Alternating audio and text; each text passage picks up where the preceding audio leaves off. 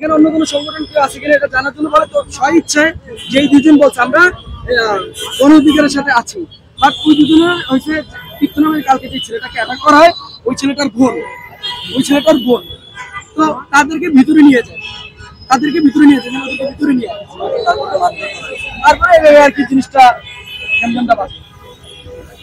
ঠিক আছে, আমি তো বুঝলাম হচ্ছে যে ধরা আসছিল পরে আরেকটা গ্রুপ এসে উস্কানি দিচ্ছে, তাই তো? আচ্ছা ফাইন। আমি তো মাত্র ধরে আজকাল উস্কানি পাশাপাশি আমাদেরকে আক্রমণ করা হয়েছে, কারণ স্টিল নাও আমাদের 4 জন ঢাকা মেডিকেলে ভর্তি। আচ্ছা ঠিক আছে, দেখতে পারেন আমার কাছে আসিস নাই তো? আপনার কাছে ভাই, আপনার কাছে আপনার সাথে যোগাযোগ আমরা না করে নেই, অন্য কেউ করছে। আপনাকে বলছি আমি আগে পুরো উপরে কথা বলেনি, আমরা তো গণমাধ্যম করে নিয়েছি, আমরা যখন তথ্য সংগ্রহ করতে তখন আপনাদের বৈষম্যবিরোধী ছাত্র আন্দোলনের কিছু লোক আমাদেরকে হেনস্থা করেছে, আমাদেরকে জিজ্ঞেস করেছে আমরা দালাল। দেখছেন ভাই, আমরা কি দালালি করেছি? আমরা তথ্য সংগ্রহ করতে কিছু দালালি হতো না, আসলে এই বৈষম্যহীন বাংলাদেশ কোথায় করলেন আপনারা? আচ্ছা আমাকে একটু দেখতে হবে আমি, যারা যদি আমাদের এখানে সিসিটিভি ক্যামেরা আছে নিশ্চয়ই ভাই, কারো এখানে একটা মোবাইল বার করতে দেয় না, যা তো হাতে মোবাইলে ভিডিও ছিল, এটা ধরে ডিলিট করছি। আমরা হচ্ছে ভিডিও করছিলাম, আমরা মোবাইল কেটে ভিডিও সব ডিলিট করছি। আমাদেরকে মারা হয়েছে, তারপরে কোনো প্রমাণ যেন না থাকে এই জন্য তারা ভিডিও করছে। আমরা ভিডিও হয়তো প্রকাশ করতাম না, আপনার কাছে নিয়ে আসতাম ভাই কালকে সবসময়। সেই কাজটা এখন বৈষম্যবিরোধী ছাত্র আন্দোলন করতেছে কিনা? আমরা আমাদের জায়গা থেকে পরিচয় দিছি যে আমরা গণমাধ্যম পরিচয় করব,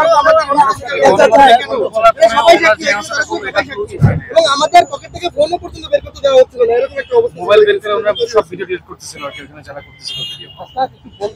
আর আমরা যখন নামবো তখন ভাই সেটা আমাদের বাধার সম্মুখীন করা হয়।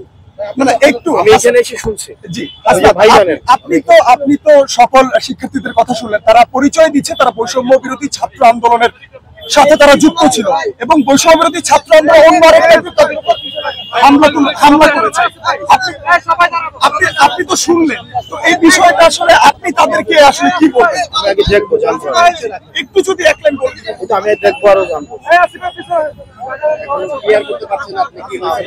ওরাই তো বললো যে দুইটা গ্রুপ, একটা আমরা একটা গ্রুপ উস্কানি দিচ্ছে, ওরা আসছে।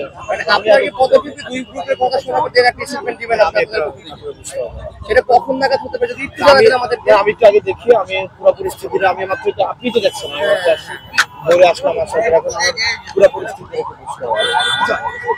হাসনাত, আপনি একটু বলবেন যে শিক্ষার্থীরা আপনার কাছে কি জানিয়েছে, তারা কি চাইছে?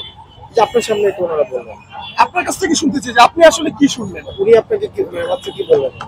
ঠিক আছে, এখন এই বিষয়ে আপনার আসলে কি বলার থাকবে যদি ছোট্ট করে গণমাধ্যম কর্মীরা এখানে আছে? দেখবো, জানবো, এবং হচ্ছে এই যেটা জানিয়েছেন আমরা এই ঘটনা চাই না।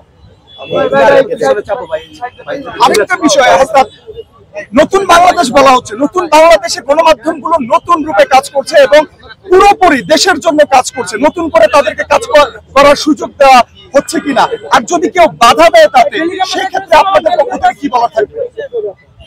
গণমাধ্যমের পূর্ণাঙ্গ স্বাধীনতা নিশ্চিত করার জন্য আন্দোলন হয়েছে।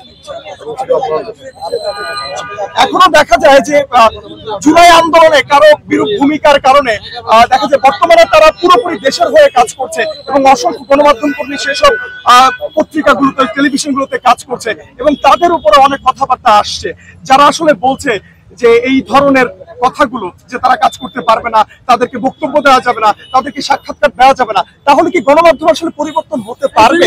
নতুন করে যারা কাজ করছে তাদের কি সুযোগ দেওয়া উচিত না? গণমাধ্যমের দায়িত্ব, গণমাধ্যমের আপনারা যারা বুঝেছেন ওনাদের দায়িত্ব। তারপর নতুন করে গণমাধ্যম সাজছে, এই বিষয়ে আসলে সকলের উদ্দেশ্যে আপনার কি বলার থাকে? আমাদের প্রত্যাশা গণমাধ্যমের উন্মুক্ত স্বাধীনতা নিশ্চিত হওয়া উচিত।